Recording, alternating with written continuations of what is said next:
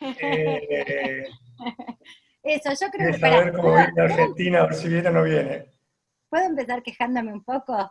Porque quiero decir que Dani Montoya no hizo para mí el ¿qué tienen en común el Papa y Sarmiento? Bueno, arrancamos este programa con una seria denuncia. Bueno, es un placer contar con alguien 5-8.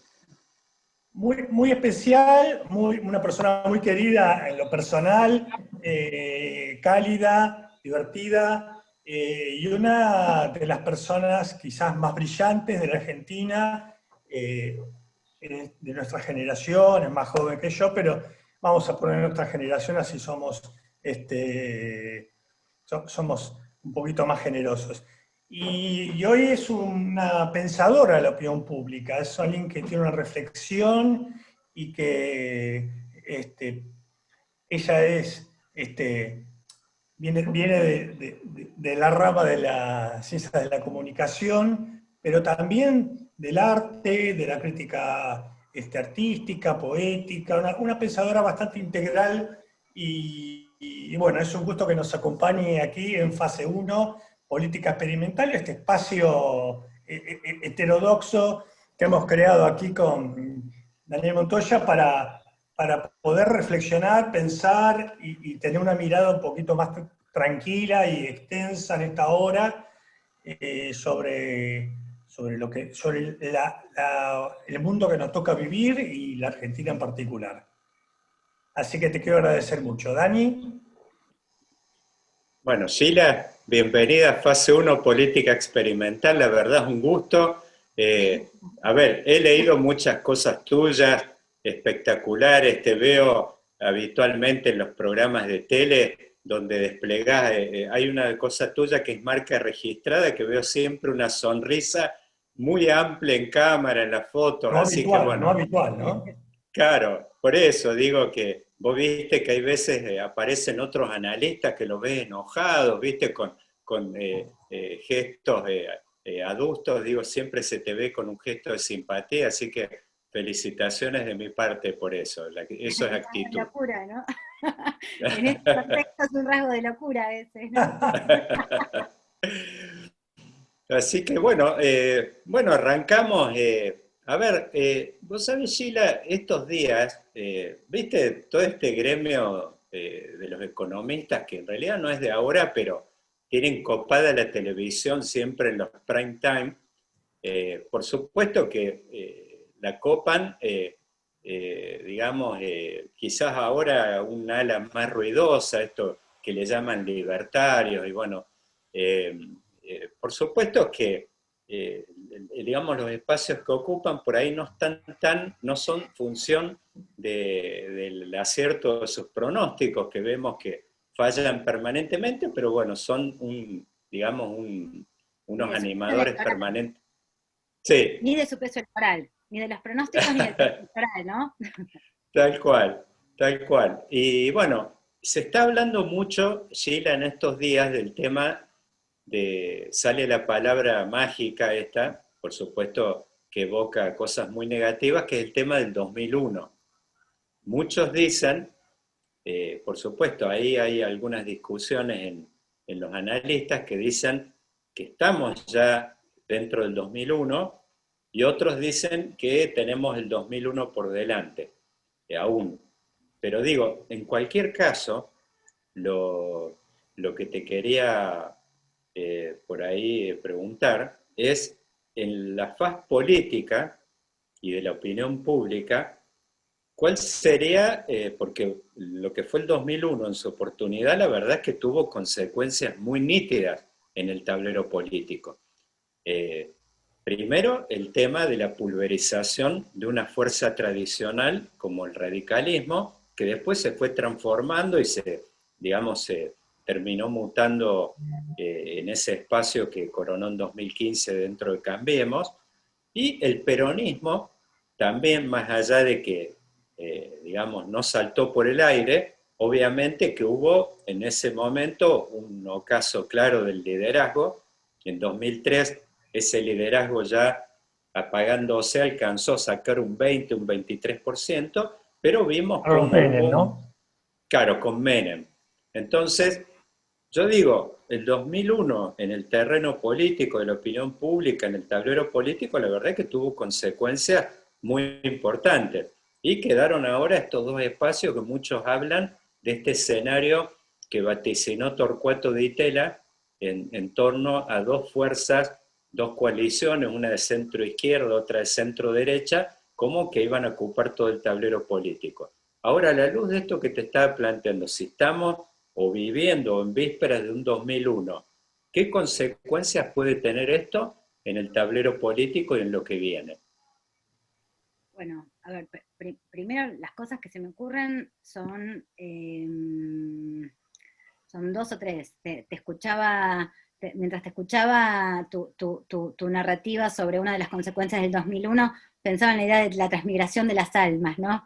Porque un poco el espíritu o el ADN, lo que te diría es el lente de aumento para entender la sociedad del peronismo y el radicalismo, me parece que tienen tienen fuertes solapamientos con lo que terminó siendo el kirchnerismo y lo que terminó siendo Cambiemos. O sea que de alguna manera hay como una especie de fenómeno, te diría, donde, digo, a ver, los dos nuevos espacios no pueden subsumirse, o estos dos nuevos espacios de coalición, Frente de Todos y Juntos por el Cambio, no pueden subsumirse, pero tienen el ADN mucho de aquella lógica del tablero pre-2001. Después, la otra cosa en relación con el 2001 es, el 2001 fue un fenómeno traumático que incluso yo te diría hasta el 2015, hasta la elección del 2015, seguía vivo en la opinión pública, ¿no? Digamos, cuando vos preguntabas o cuando la gente narraba cómo es Argentina o qué es lo que pasa en Argentina, lo que se percibía era que el 2001, viste cómo son los hechos traumáticos que no terminan de superarse, ¿no? Digamos que tuvo de alguna manera presente, y me parece que esa presencia es la que permite explicar a lo que pasa hoy en la opinión pública, que es que hay una naturalización de los fenómenos o una naturalización de esta idea de Argentina vive permanentemente en crisis.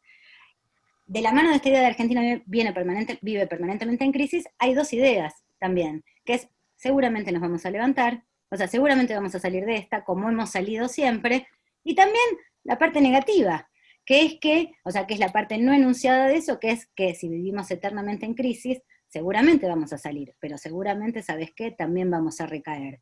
Una especie de profecía autocumplida que está de alguna manera presente en el imaginario, a veces, como viste, esas cosas que se saben y no se terminan de saber, o se saben pero no se quieren poner en palabras de otro modo. Esto es un tema. Después, el otro tema es, digo, ¿qué pasa en la opinión pública? Y qué pasa realmente, digamos, o sea, en relación con lo que está pasando en la economía y la situación bastante dramática que está atravesando hoy Argentina en todos los niveles, porque la crisis es, nada, multidimensional. A mí me da la impresión de que, o por lo menos una de las preguntas que yo me hacía el otro día, es esta idea de que para que estalle todo tiene que haber estallido. Digo, porque estallido todavía no hay. Y sin embargo o muchos señalan que efectivamente ya estalló o ya está estallando todo. Entonces, esta es una. La otra es, digo, para que haya 2001, ¿tiene que haber un hecho maldito como los saqueos, que hoy son las tomas, o podrían ser las tomas, tienen condicionantes similares? Cuando vos preguntás en términos de opinión pública, la idea de crisis está totalmente instalada, te diría 9 de cada 10 argentinos te dicen que efectivamente estamos en crisis. O sea, la crisis está naturalizada, es percibida, y no hay duda sobre eso.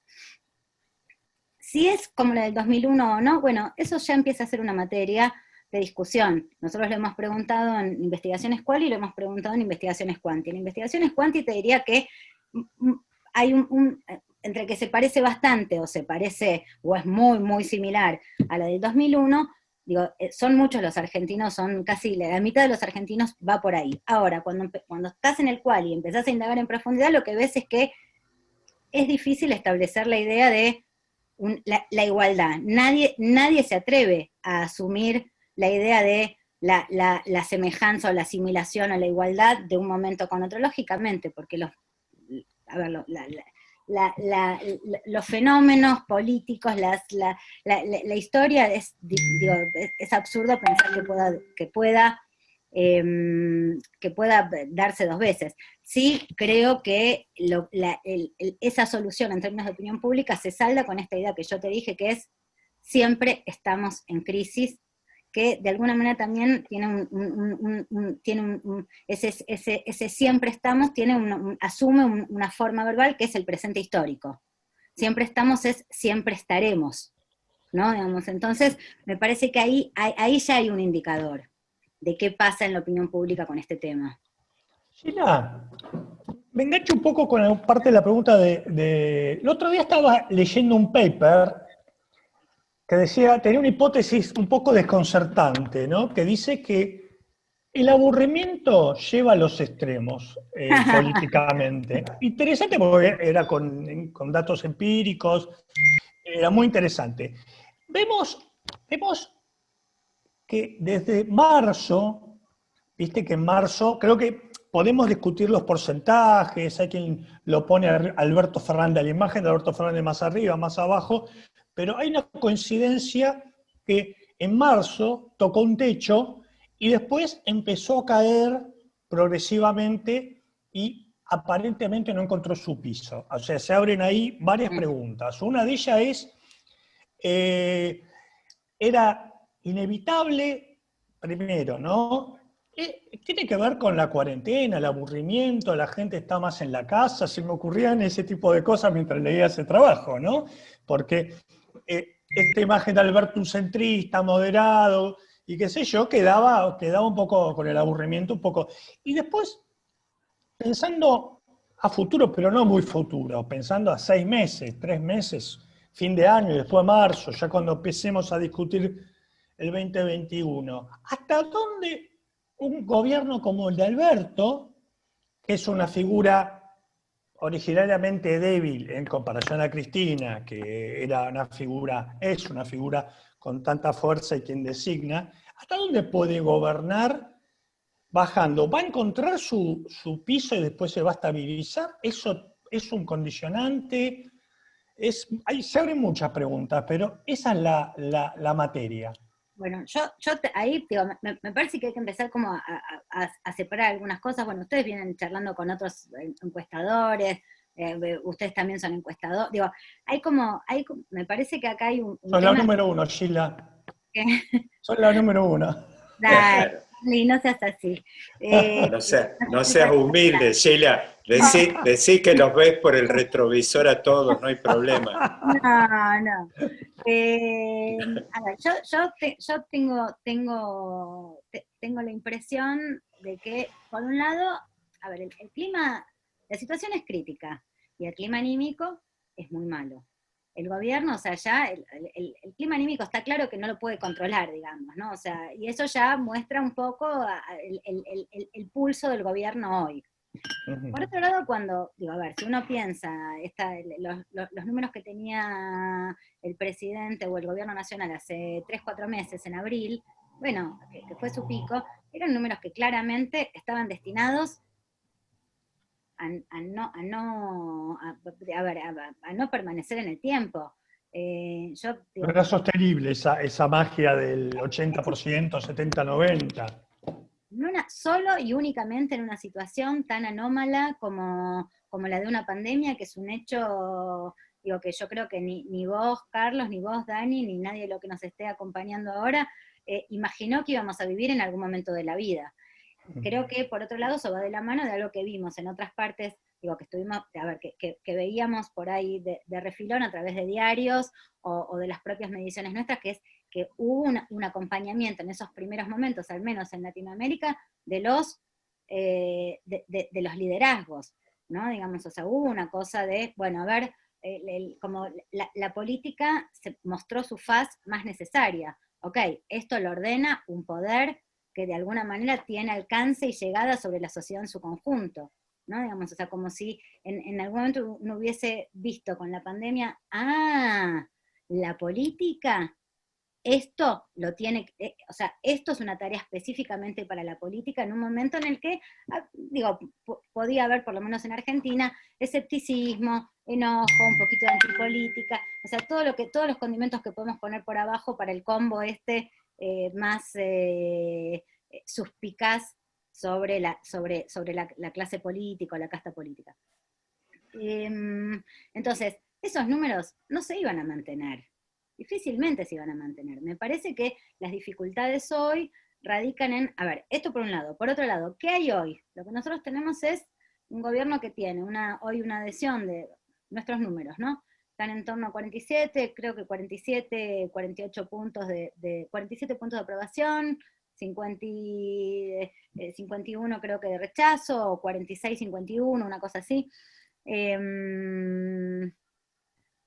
A ver, todavía cuando uno hace esa apertura por último voto, lo que ve es que 8, 9 de cada 10 de sus votantes acompañan, ¿no? Digamos, sí, lo que ves cuando los interrogás con otros métodos, por ahí más cualis, que a vos te gustan tanto, lo que ves es que, bueno, a ver, que les cuesta argumentar las razones de su adhesión, pero efectivamente adhieren, y esa adhesión, además, se enmarca en algo que es la expectativa, ¿no? Digamos, o sea, creen que el gobierno finalmente va a poder resolver la escena dramática, creen que el gobierno tiene buenas intenciones, nadie duda de esas buenas intenciones, o por lo menos esto, digo, el segmento adherente. Ahora, también es cierto que el tablero se está tensionando de un modo raro, ¿no? Digamos, o sea, si vos pensás o dividís la sociedad argentina en 4 bloques, los opositores duros y los opositores blandos, y los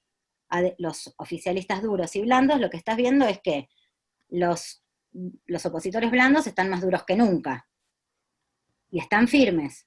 O sea que esos 40 puntos, o sea, están ahí consolidados. Está mucho más consolidado que el 48 adherente, digamos. Exactamente, porque lo que tenés en los adherentes es, los más duros están enojados, porque por lo general coincide la dureza con el votante más duro kirchnerista.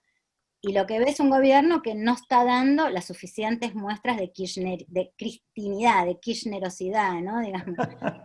Y tenés estos blandos que no encuentran grandes razones en el presente para adherir, y cuya adhesión es una especie de, ¿viste?, de una dificultad argumentativa que en definitiva se ancla solo en una expectativa futuro. Y un reconocimiento de, bueno, de algunos valores, el valor humanista en relación con haber preservado el valor de la vida en sus momentos, o sea, todo esto que, digo, hay todavía, son ideas que todavía están vivas. Bueno, priorizaron la vida, es un valor importante. Bueno, equiparon la salud. Bueno, digo, hay como una serie yo diría, de argumentos que te permiten, o que les permiten adherir.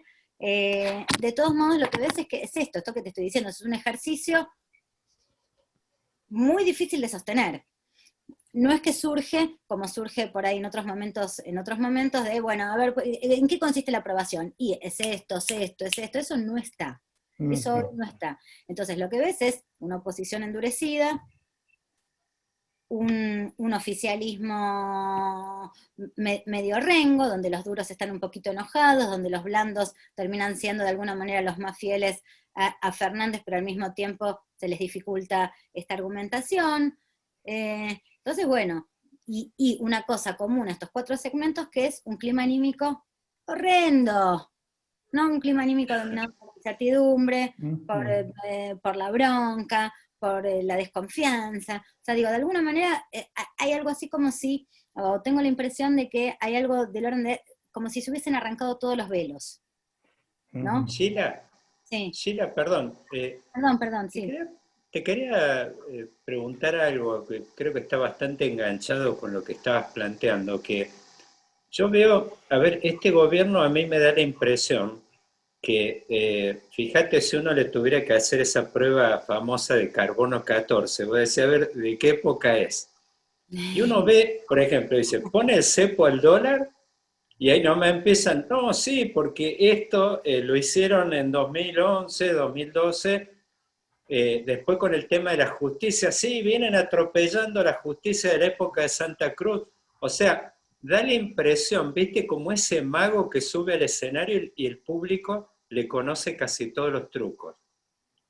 Yo digo, ahí está mi duda, si eso realmente ocurre o por ahí, como dice Mirta, el público se renueva y en realidad esto es más bien una sensación que uno está viendo a nivel de los medios, que los periodistas obviamente los conocen a todos, como dice ese famoso adagio, somos pocos y nos conocemos mucho, o no sé si eso se traslada al ámbito, al campo de la opinión pública. Si yo tuviera que comparar con Macri en la época, a mí me da la impresión que Cambiemos en su momento tenía como ese plus del mago que se sube al escenario y no le conoce los trucos. Entonces, como que tenés otro margen para meter la pata o para hacer cosas que en una de esas el electorado no tiene cómo asociarla de decir, oh, otra vez vienen Una por la narrativa de la torta. novedad generaron, ¿no? Una narrativa de Claro, nuevo. claro. Eso La narrativa, la verdad que si vale uno la lo pena tiene que... esperarlo, claro. Claro, vale la pena esperarlo y me parece que ahí Cambiemos como que tuvo un changüí de que vos no sabías bien de qué se trataba, es como que invitaba a engaño muchas cosas que hacían o a duda, ¿viste? Que vos decís, pucha, es una derecha, es una centro derecha, por ahí ellos mismos decían, no, estamos tirando obras en el conurbano profundo, Metrobús, y a mí me da la idea que este gobierno en ese aspecto da la idea como que nace viejo, ¿viste? Como ese mago que le conocen todo, pero bueno, no sé si es sensación de medios o si realmente eso ocurre. A ver, lo que nosotros vemos en materia de opinión pública es efectivamente como vos decís, porque hay algo del orden de la consolidación de identidades. Lo que pasa cuando hay una identidad definida es que ya está, o sea, es como nada, justo se me ocurre un dicho popular que es el del pastorcito. O sea, no importa si el lobo viene o no viene, lo que importa es que el pastorcito es mentiroso. Entonces, Claro. eso es lo que pasa cuando ¿viste? Se consolida una identidad. Sí, ciertamente. Y me parece que hoy, digo, ese activo, ese diferencial que tuvo Cambiemos, que era la novedad, ya no lo tiene. De hecho, lo que nosotros estamos viendo es que, sobre todo en los electores más blandos, que son los que pivotean de un lado a otro, los que son, yo te diría, carne de campaña, ¿no? Digamos, o sea, Sí, bueno, esos segmentos, lo que nosotros estamos viendo es, bueno, son segmentos que de alguna manera tienen un entrenamiento o aprendieron a lidiar con una de las formas del marketing político, de las narrativas políticas, no sé, a ver, que están de alguna manera a la casa del artificio. A la casa del artificio. Y bueno, hoy, hoy lo que te digo, o sea, esto, están entrenados, digo, La generación de MTV, diría. Se me ocurre, la bueno, generación sí, de MTV para, pasa los para videos. nosotros sí. A nosotros sí, pero le pasa también a la gente más joven. Entonces, bueno, me parece que hoy esa novedad no la tiene, no la tiene de cara al porvenir, te digo, ¿no? No la tiene Cambiemos, probablemente la tengan estos espacios, digo, que están generando incógnitas, sobre todo entre el segmento joven. Estoy pensando en un segmento como Despertar o, bueno, los libertarios, ¿no? Digo, arrancamos la conversación hablando de los libertarios. sí, Y vuelven a aparecer, obviamente, porque, bueno, justamente porque me parece que generan ahí o tienen algo del orden de un discurso que, en función de esto que vos llamás como lo gastado, lo viejo, o yo no diría ni lo gastado ni lo viejo, ni diría que hay que hacerle carbono 14, diría hay identidades políticas ahí consolidadas, y cuando vos tenés una identidad, bueno, digo, tus palabras hablan antes de que las verbalices. Ahora, claro. Sheila, te escorro un poco, quizás seguramente vamos a volver al oficialismo, pero pensando un poco en la oposición y estas múltiples caras que presenta Cambiemos, que se ha dividido quizás realmente o artificiosamente entre unas segmento moderado de diálogo, que entienden que la gobernabilidad es importante, y los más duros, los que van al choque, particularmente Patricia Bullrich, digamos, que la mano dura, digamos, representa un poco la mano dura en seguridad, y lo que vos marcabas, se desprende esta ala más radicalizada de la derecha extremo que es despertar, que ellos quieren decir, ¿no? Que ellos quieren tomar este discurso de lo nuevo. Lo que nunca se probó es que se dinamite el Banco Central, un poco lo que dice Milei. ¿Cómo ves esta etapa, digamos? La sociedad se entusiasma. A ver, los libertarios dan rating, pero no voto. ¿O puede cambiar esto si la crisis se profundiza y hay gente que le puede llegar a simpatizar con los dinamiteros? Mira, yo tengo dos o tres impresiones. La primera es probablemente, a ver, el crecimiento que nosotros estamos viendo en materia de adhesión es estrictamente joven y te diría predominantemente masculina, ¿no? Digamos, el segmento de adhesión a los libertarios. ¿Por qué adhieren? Yo creo que más que por la filosofía libertaria, adhieren porque hay algo del discurso de ese segmento que toca lo antisistema, lo antipolítico, todo lo que hay no me gusta, ¿no? Digamos, no me gusta, no sirve y es un enemigo. Entonces, yo creo que esto, el crecimiento, es cierto que uno cuando haciendo un ejercicio político, lo más lógico es poner a experto, a despertar a su espacio, a Milei, a todo ese segmento político en el ala extremo derecha. No es por eso, o sea, no es por el valor político que transmiten, sino yo creo por este efecto de sentido antisistema que están produciendo, que es capturan jóvenes, que capturan, y sobre todo varones. ¿Por qué? Bueno, ahí eso es algo que por ahí requiere un poco más de reflexión. Pero digo, en lo fenoménico es esto. O sea, hoy efectivamente nosotros vemos un nivel de adhesión a ese espacio que es un poco más grande o un poco más alto de lo que tuvieron en las elecciones anteriores, en la última elección, concentrado en estos segmentos, jóvenes, varones. Y Sí. Cambiemos, el mundo de Cambiemos, perdón, decías algo, Daniel. También porque esta división también está, ¿no? ¿Me escuchás? Sí, te digo, o Daniel, ¿querías decir algo?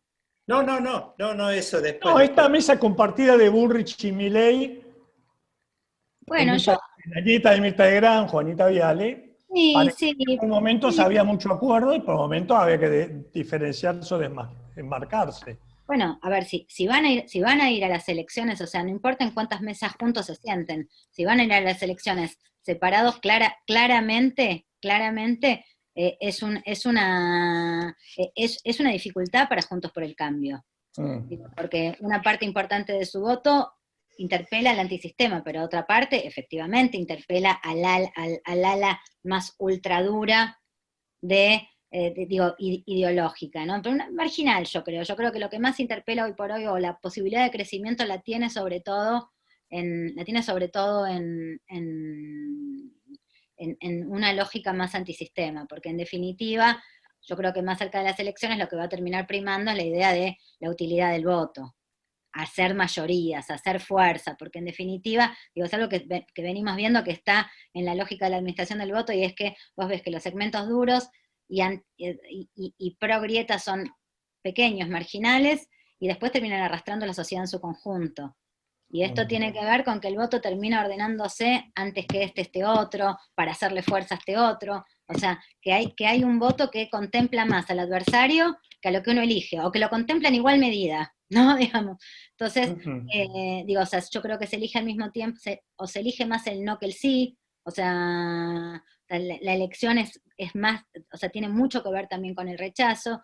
Entonces, lo que te diría es que más allá de que una parte del electorado, del tablero electoral hoy esté pensando o del electorado esté pensando hoy y bueno, o esté mirando, ¿y acá qué pasa? Bueno, en definitiva después se van a terminar ordenando, o sea, cuando las papas queman, y las papas queman siempre más cerca de la situación, de la fecha electoral, ¿no? Digamos, ahora estamos en el periodo en el que la sociedad dice, este me gusta, este también, este no me lo banco, o sea, digo, donde hay como una cosa más blanda, ¿no? Digamos, donde vemos crecimientos que después no necesariamente se van a traducir en voto, ¿no? Digamos, donde vamos viendo Eh, hasta dónde se estiran los techos de cada espacio.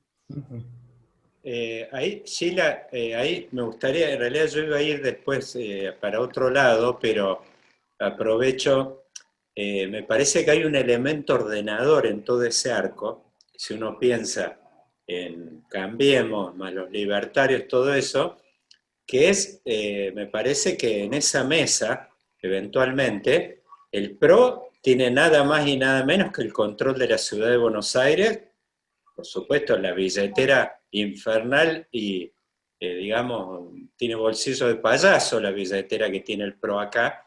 Un saludo Entonces, a Horacio Rodríguez Larreta, que nos está claro, por eso, que nos sigue siempre, todos los martes y jueves, es uno de los secretos que tiene él para estar alto en las encuestas.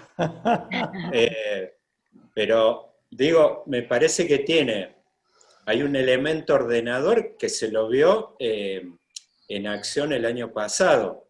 Hubo un momento que lo vimos a Espert y a su candidato vice, cómo terminaron yendo al pie en una foto con Larreta y con el Colorado Santilli ahí en la sede del gobierno de la ciudad. Me parece que la billetera del PRO en ese aspecto, no solo eso, sino que es el tema también una grilla de figuras como Larreta, María Eugenia Vidal, Macri mismo, que Macri hoy estando mal, como dicen en la opinión pública, es un candidato que debe tener un piso de 30 puntos duros, digo. billetera mata libertario. Y el Y, territorio sigue viste, ordenando, lo que decís, Daniel. por eso, a mí me parece que hay un elemento ordenador, inclusive hacia adentro de Cambiemos, que el radicalismo puede, obviamente, se puede envalentonar un poquito más, diciendo lo tenemos a Lustó, parece que está Manes ahí calentando hace un tiempo que Bueno, no lo está... cuentes. No, bueno, por eso, pero digo, me parece que el radicalismo, inclusive uno va al interior y tampoco tiene distritos potentes como perdió Córdoba inclusive, que era, digamos, yo te diría la gran joya de la abuela del radicalismo, y me parece que no tiene elementos para forzar, salvo los importantes, que es su estructura para contar votos y lo que sabe decir el Turco Asís, que es el tema de que tienen un psicopedagogo en cada pueblo. Eso no es poco, pero, pero bueno, pero bueno, digo, más allá de ser un comentario, en Coincido eh, con lo que estás planteando, porque efectivamente, o sea, acá, digo, por eso hablábamos de que la dinámica de la polarización, digo, no importa ahora que miremos libertarios, que miremos ahora, digo, ah, la propia dinámica de la polarización va a fortalecer esa alianza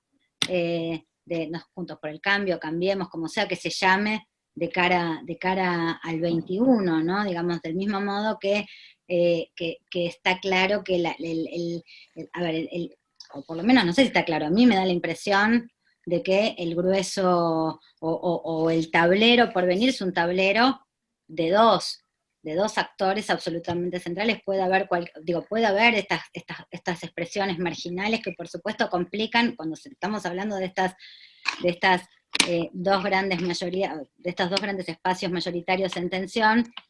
Me da la impresión de que esas minorías complican, pero el tablero se va a ordenar alrededor de estas dos grandes, me parece a mí, de estos dos grandes espacios, y probablemente incluso se ordenen alrededor digo, ahí ellos tienen un problema importante, o el espacio tiene un problema importante en relación con sus liderazgos. Vos recién nombrabas el radicalismo, por ahí, digo, los presentás un poco escuálidos.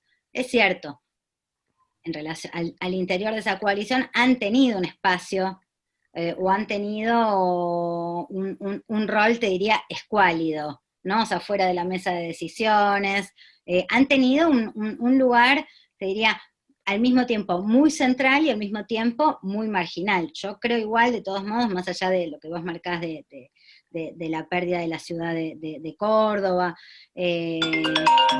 perdón, creo, más allá de eso, que el radicalismo hoy está mejor parado de lo que estaba en aquella convención de Gualeguaychú, ¿no? O sea, Claro. entonces, digo, ¿qué ganó, qué perdió? Y me parece que está un poco más, te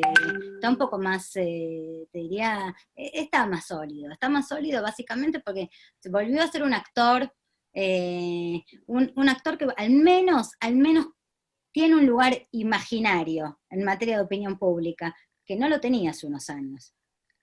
¿No? Claro. Ahora, Sheila, ¿pensás que, retomo esto que estás diciendo con lo que decías anterior, de cómo se ordenan los espacios, y fernandismo blando, o este votante, o este apoyo blando que tiene hoy el gobierno, que a veces parece que duda, ¿no? Con algunos sectores medios, que se enoja por el dólar, que ahora, hoy se discute la IFE si sigue o no sigue. ¿Qué ¿A duda vos te entre parece qué? que Perdón, junto, ¿qué ¿cómo? duda entre qué? Perdón, ¿qué duda entre qué? Entre estar más cerca del gobierno y la dificultad de encontrar argumentos Ah, ok, para ok, la bancar su clase sostén, media, ¿no? así.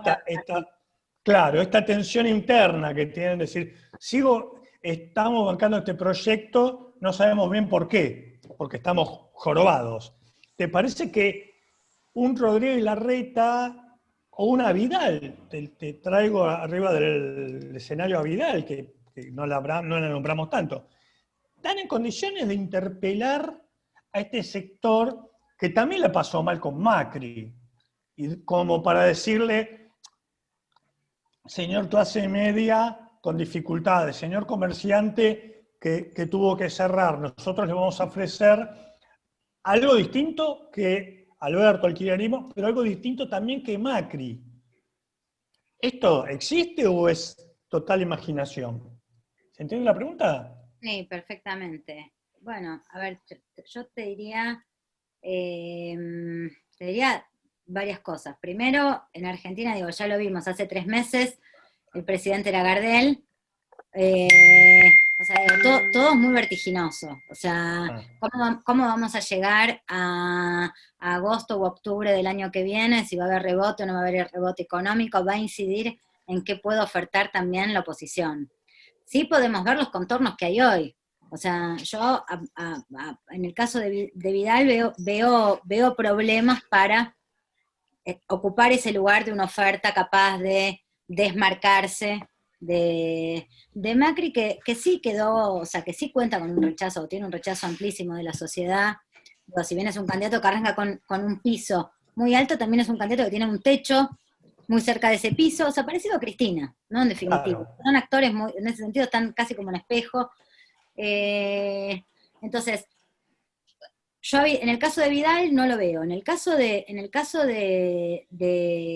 Tampoco está teniendo mucha exposición, o sea, tampoco, digo, tuvo ocasión de Larreta. revivir algo del orden, no, Vidal, no tuvo ocasión de revivir Vidal. algo del orden de la memoria. Vidal hoy, porque está más bien guardada, está más bien oculta, no se la ve, entonces hay una memoria que quedó todavía ahí media perdida en el pasado.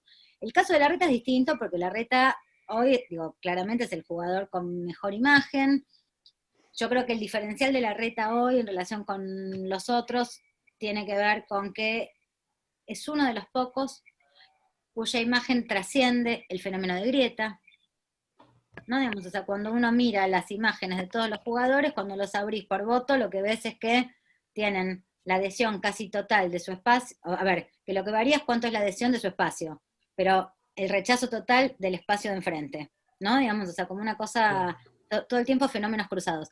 Bueno, Larreta hoy es el único jugador que de alguna manera vence esa escena, lo vence, ¿no? Digamos, o sea, Larreta le gusta a los votantes Juntos por el Cambio, pero también le gusta a los votantes blandos, a un segmento de los votantes del Frente de Todos.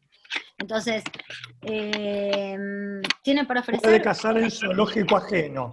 Puede cazar en zoológico ajeno, sin lugar a dudas, y hoy no es poco. No es poco, es un diferencial, es el único que lo tiene. Vidal no lo tiene. Sheila, vos hace poco vi la referencia a un trabajo tuyo en el New York Times, creo que salía la referencia, que era un estudio que habías hecho a nivel de Latinoamérica, no sé si en todos los países, pero en la mayoría de ellos. En 10.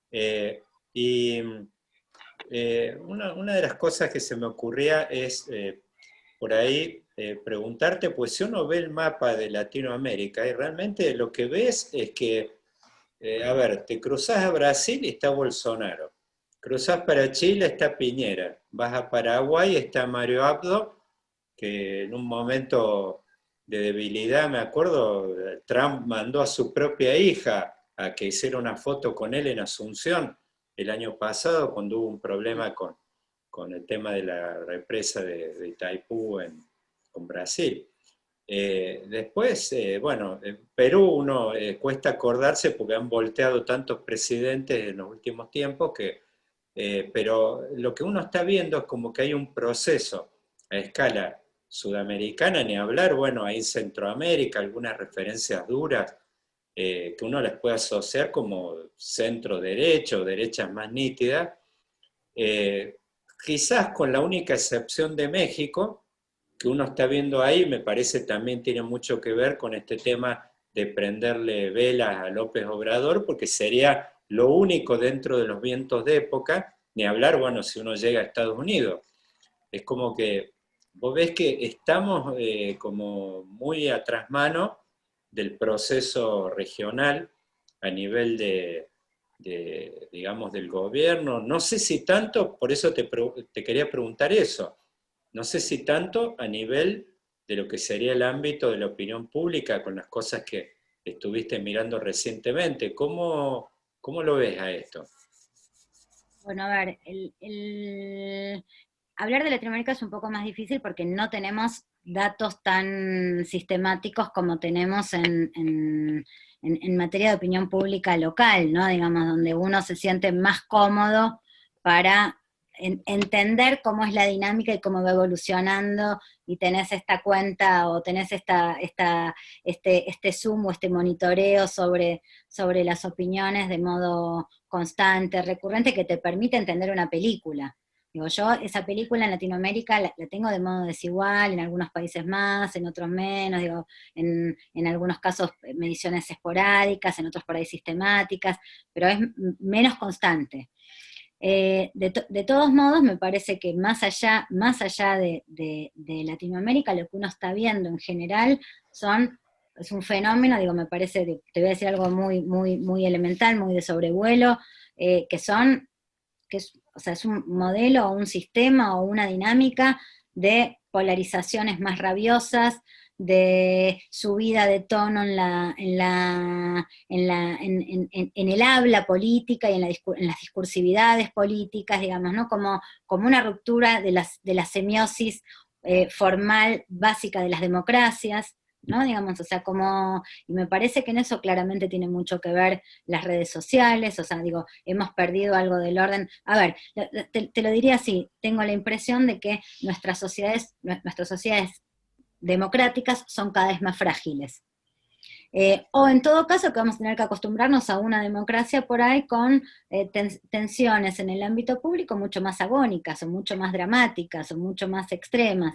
La verdad, no te podría decir o sea, no me siento segura para caracterizar eso.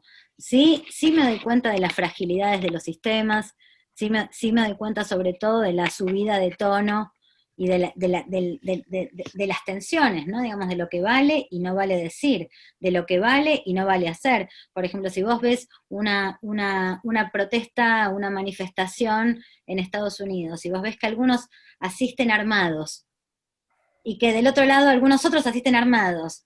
Y que, digo, lo que empezás a ver es que efectivamente la propia dinámica de lo que vale hacer en democracia empieza a amenazar la democracia. Bueno, ahí, Mirá, por eso, mirá. Sheila, ahí me gustaría, perdón, me gustaría pararme un minuto, porque justo te preguntaba un poco por eso, pues da la idea, más allá que uno prende acá los medios y ves algunos que, por ejemplo, bueno, América 24, por ejemplo, vos prendés y da la idea, viste, que hay una avanzada tremenda de la derecha más dura, pero digo, no se ve nada que sea como análogo a lo que uno está viendo de afuera, es como que todavía hay, Bueno, Dani, veo la toma de Guernica, por ejemplo, hay como una actitud, todavía sigue prevaleciendo, más allá de algunas críticas que hay, del guante de seda y que no se quiere avanzar en no, no ningún tipo de coincido. represión, nada.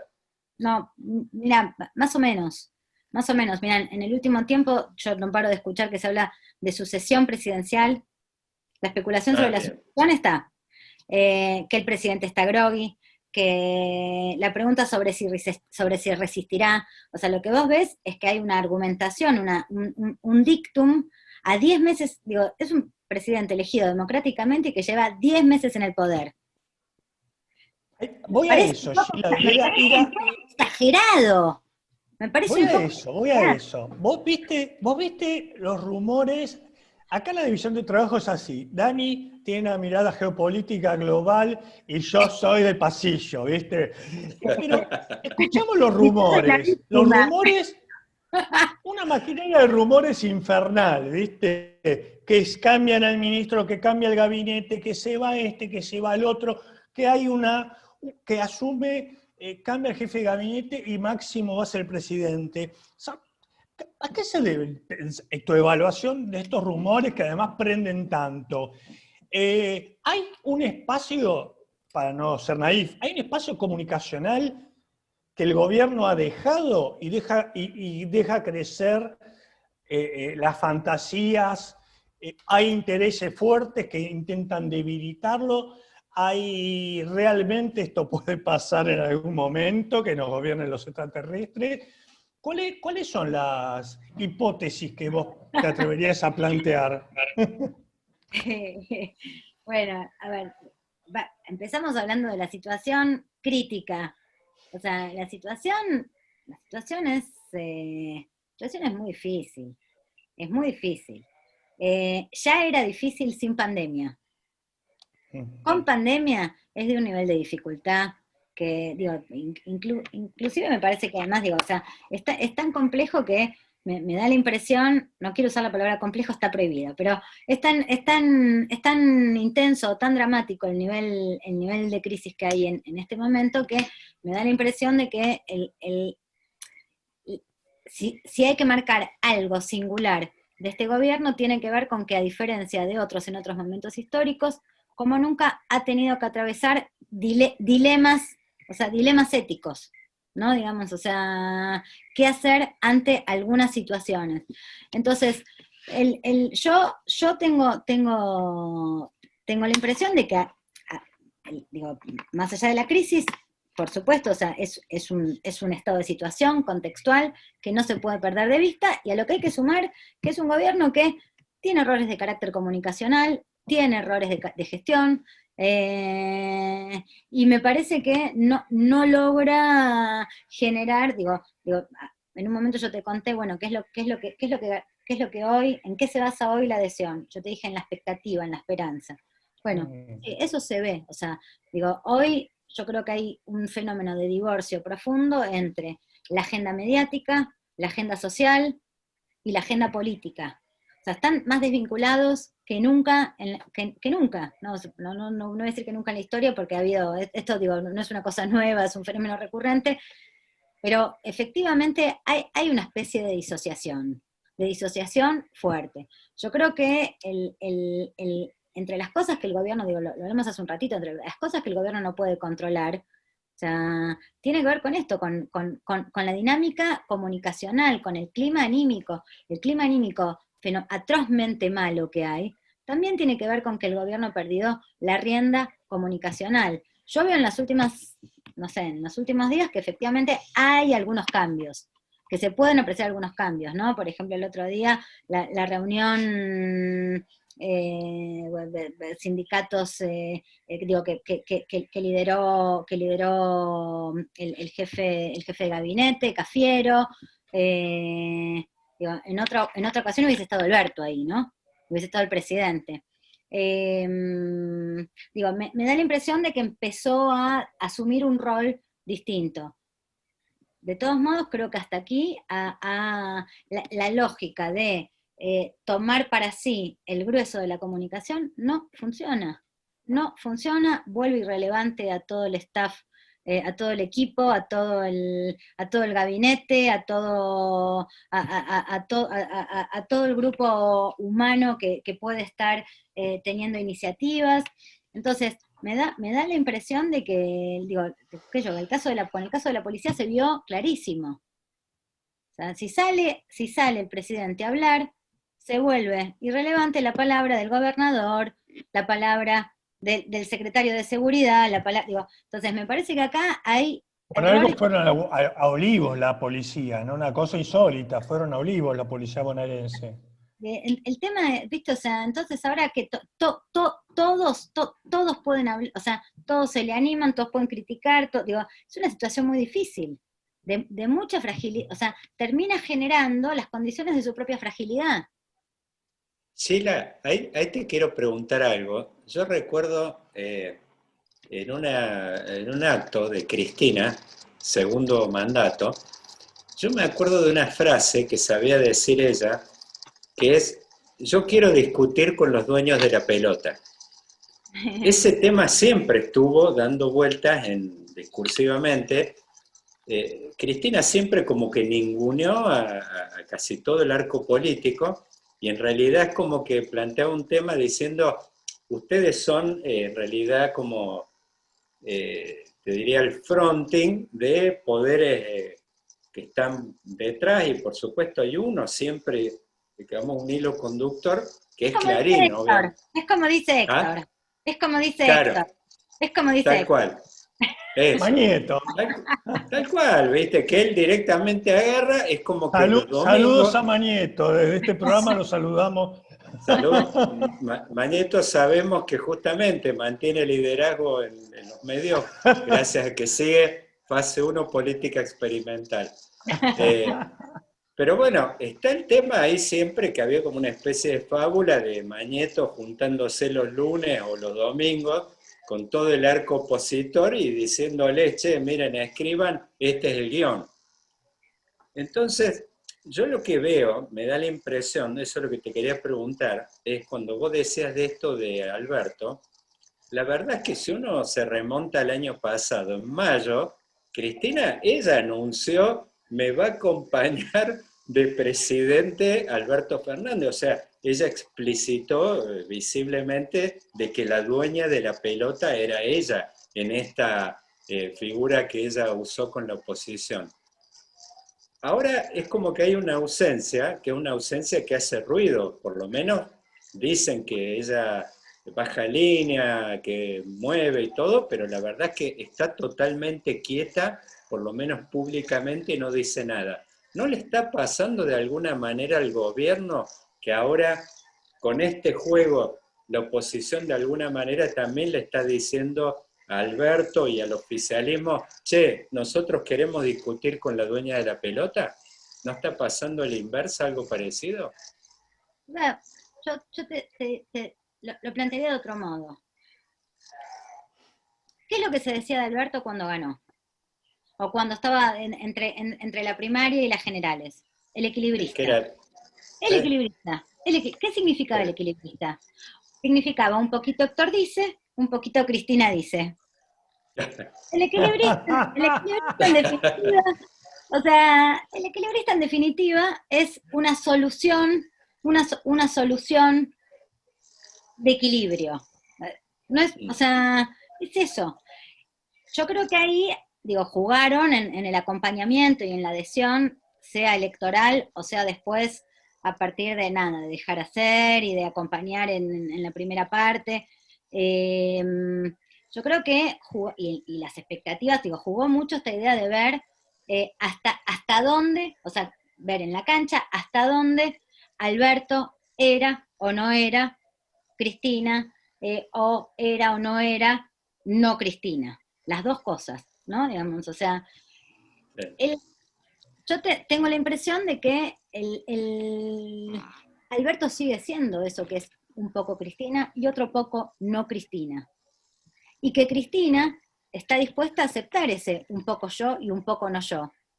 Creo que la oposición, o en todo caso algunos otros, esa otra parte, ese otro equilibrio, son los que piden, o sea, digo, los que no adhieren a esa idea de un poquito y un poquito, ¿no? O sea, Sí, sí, esa sí, cintura, ¿no? Digamos, son los que sí. tienen las exigencias de la prueba de amor plena.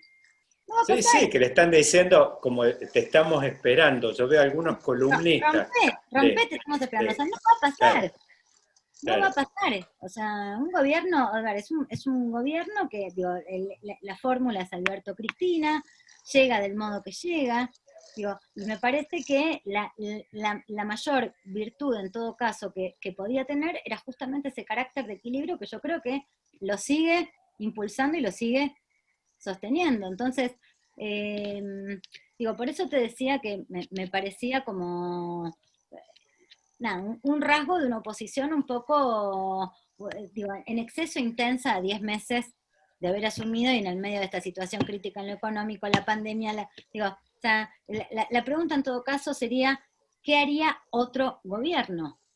¿Qué podría hacer otro gobierno en este contexto, en esta situación? Que es algo que también Graciela, está una fuera de las cifra, especulaciones. Sí, una cifra que circuló bastante, ahora, podríamos perdón, ponerla en tela de juicio, perdón, fue, ¿cómo? sí, no, una cifra que circuló de unas encuestas, viste que pulula mucho las encuestas, a veces se duda quién la hace, para qué, pero circuló que el gobierno tendría, si hubiera elecciones hoy, tendría un 35%, y que el resto votaría por otras opciones o no sabe. O sea, un poco más abajo del voto que tuvo en las elecciones del año pasado, a tan poco tiempo. Esto genera presión también, ¿no? Le genera presión al gobierno y también genera presiones internas. Eh, y si tomamos esto, ¿te acuerdas que con el macrismo en un momento apareció un punto de inflexión después del 2017, que empieza a caer la intención de voto de Macri, y el sueño de la reelección se pierde, sobre todo después del acuerdo con el Fondo Monetario? Pensás que si, y te lo pongo como en condicionales, si la economía rebota, no en B corta, pero como se dice ahora, raíz cuadrada, ¿no? Rebota un poquito, puede recuperar, tomando un poco este dato cierto, ¿no? Pues siempre sabemos que las elecciones de medio término, puede recuperar ese 5, 6, 7% para estar por arriba del 50%, aún así, esta desilusión o las expectativas, que algunos no la ven, puede favorecer a otras opciones, incluso a la izquierda, o votar en blanco. ¿Cómo lo ves? ¿O va a tener que aparecer Cristina, como dice Daniel, para reordenar y decir, este es mi gobierno, votenme, votennos? Bueno, a ver, Cristina sigue teniendo los mismos límites que tenía en el 19, ¿eh? No es que lo superó. En todo caso, te diría un fenómeno que terminó pasando en situación de pandemia es que fue perdiendo adhesión. Y que creo que tiene que ver Peculiar eso, ¿no? ¿cómo? ¿Cómo? Peculiar, ¿no? Porque se esperaba más presencia de ella. Yo creo que puede ser una de las razones. Puede ser una de las Mm. razones. Eh, Mira, falta, o sea, falta, y yo creo que el gobierno puede llegar a ser una buena elección. También, nada, la cosa puede irse, o sea, puede venir una situación mucho más difícil. Yo también lo que estoy viendo, digo, supongo que vos también lo ves cuando haces un análisis del voto, lo que ves es que cada vez más hay un componente fuertemente clasista en el voto, ¿no? Digamos, entonces, todo lo que es, nada, sí, yo te diría, a ver, digo, hoy yo, si tuviese que decir qué va a pasar en el 21, si tuviese que decir qué va a pasar en el 21, lo que te diría es, todavía falta correr mucha agua bajo el puente. Creo que el gobierno podría llegar a ser una buena elección, depende de muchas cosas, de ver si logra algunas de esas cosas. Una de esas es la raíz cuadrada. ¿Se despega o no se despega? ¿Hay rebote o no hay rebote?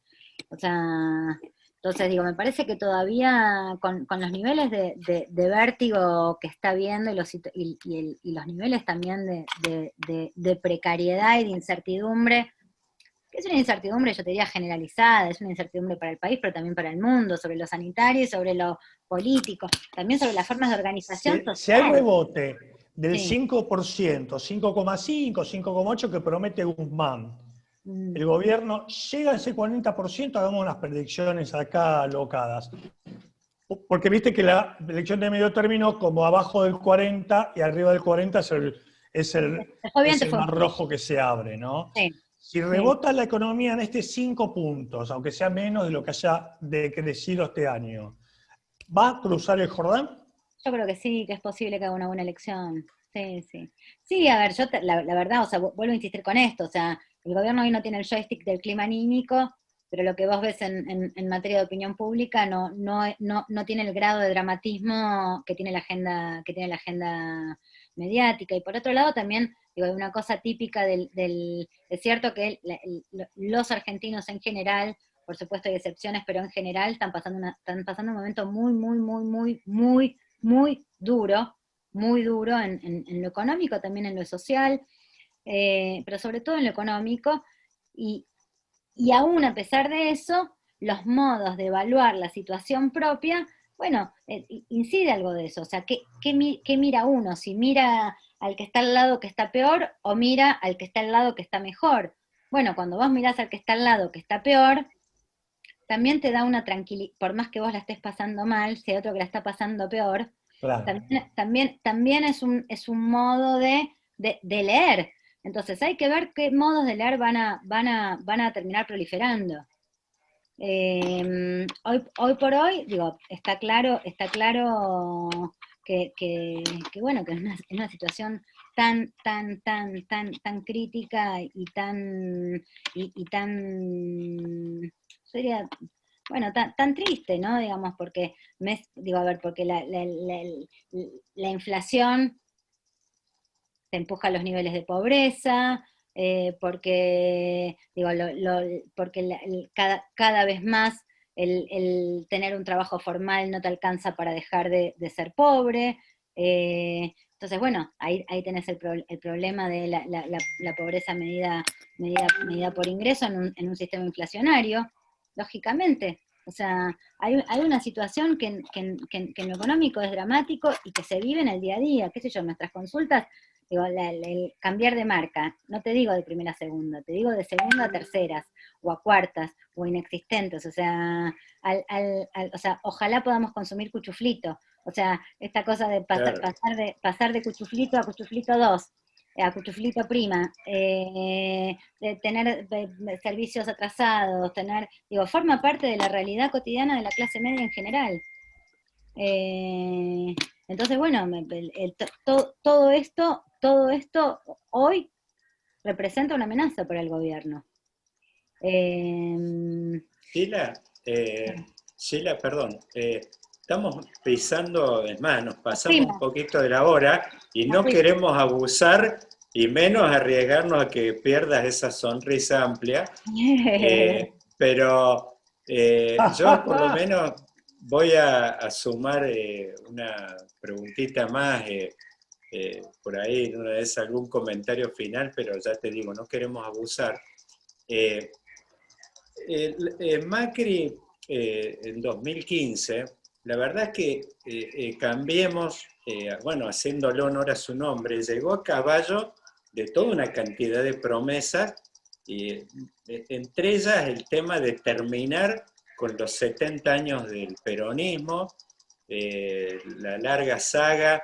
Después, bueno, en la provincia de Buenos Aires, Macri mismo sabía decir de que Vidal se pudo domar a todos los supermachos del conurbano.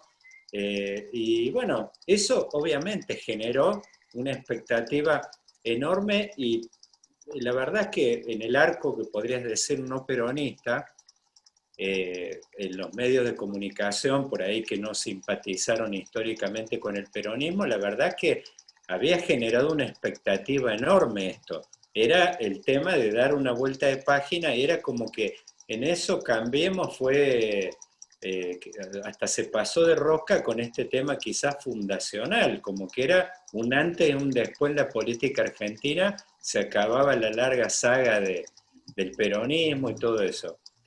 Yo lo que te digo es esto, es 2019, la verdad que bueno, obviamente se mantuvo, fíjate, no dando el primer año 2016 50% de inflación, o sea, no teniendo muy buenos resultados, lo mismo Cambiemos, yo creo que a caballo de esto logró mantenerse alto en Repite, por favor. claro, en la opinión pública, es como que había un delivery de algo que iba más allá del tema de la economía funcionando bien, todo eso. Pero por supuesto, después al final terminaron fracasando en el terreno económico, teniendo que ir a tocar las puertas al Fondo Monetario, después el tema de la gran promesa esa de una agenda de cambio institucional, la verdad mucho no ocurrió. No, Eh, nada. Después había un punto alto, quizás, no sé si es tan explicitado, pero era el tema de Cristina presa, una cantidad de cosas, la verdad que Cambiemos tampoco hizo delivery de eso. Entonces, ¿cómo quedó, digo, cómo queda, cómo está parado hoy Cambiemos como marca y como una posibilidad de alternancia en un escenario como este que estamos analizando, de un peronismo extrañamente de un solo mandato, que sería algo inédito, así como en un momento Alfonsín demostró que el peronismo no era invulnerable, Macri demostró de que el no peronismo podía terminar un mandato, y bueno, ahora podríamos tener la novedad de un peronismo de un mandato también. ¿Cómo está la marca Cambiemos? Dani, no podemos Eh, responder el 21 y querés que respondamos al 23. Eh, al recambio. Eh, Mira, a ver, yo te diría solamente lo siguiente. En el 16, en el 17, lo que se decía del peronismo es no vuelven más. Del claro, kirchnerismo era no vuelven más. Digo, sí, yo creo que esas afirmaciones tajantes, digo, digo, no se pueden hacer más, vamos, porque sí te puedo decir otra cosa, la identidad de que, a ver, yo creo que el gran logro que ha tenido el gobierno de Cambiemos o el periodo de gobierno de Cambiemos es la consolidación de una identidad.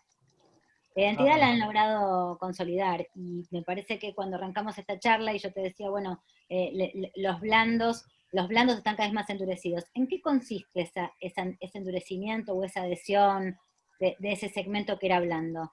Valores, ideas, valores antiperonistas, una trama donde, digo, de identificación a partir de algunos valores por ahí que están también por fuera de la política o que aparecen imaginariamente como por fuera de la política, como puede ser la idea del mérito o la idea del esfuerzo o la idea de, digo, bueno, no sé, hay una cantidad, o qué sé yo, o esto que siempre por ahí hablábamos con Carly, con Carlos, que es que, no sé, el peronismo mira con un lente de aumento en el que pone el trabajo en el centro de la escena, mientras que el radicalismo mira la sociedad con un lente de aumento distinto, que es el de la educación, y que eso se escucha. Entonces digo, vos tenés ahí como valores diferenciados, ¿no? Digamos, o sea, como posicionamientos distintos, y yo creo que lo que logró hacer muy bien Juntos por el Cambio, Cambiemos, en general ese espacio, como espacio alternativo al peronismo o al kirchnerismo, es que ha consolidado esos valores, y los ha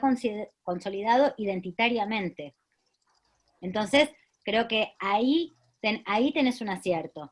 No sé si es vuelve o no vuelve, pero sí que han construido una fuerza sólida, consolidada, que hoy están digo, o sea, que tienen un piso, arrancan con un piso muy alto, arrancan con un piso que no Mirá, es nada despreciable. es una mujer que nos deja, cada frase es un titular. Te Ay, quiero agradecer anda, muchísimo. anda.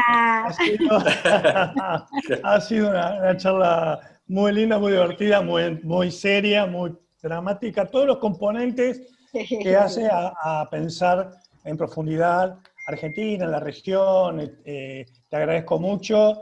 Bueno, A vos, gracias, Carlitos, sabes que te gracias quiero Sheila. mucho. Gran beso. Eh, Y Dani. Sheila, muchas gracias. Para mí ha sido espectacular, la verdad que creo que recorrimos todo el tablero lleno de detalles. Bueno, nos quedamos con inquietud. Espero que podamos antes de fin de año quizás volver de nuevo a juntarnos.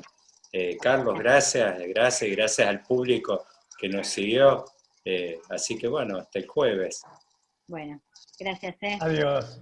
Un beso. Buenas noches. Chao, chao.